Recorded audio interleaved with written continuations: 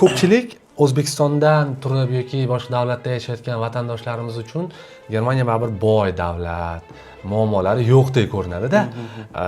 Lekin biz qaysi davlatga ko'chib ketsak ham o'sha o'zimiz bilan o'zimizni olib boramiz.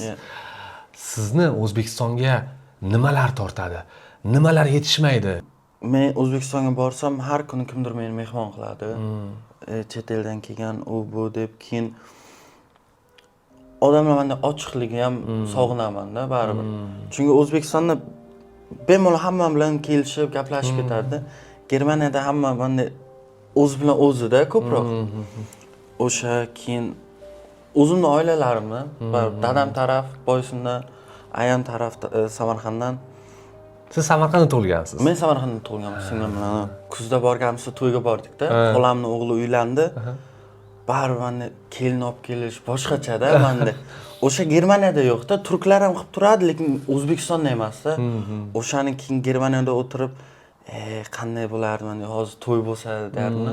Kechami o'tgan kun ayamni jiyani erga tegdi. Bizlarga video tashladi-da gruppamizga. Men bilan singlim, bora olmadik, u bu demasa,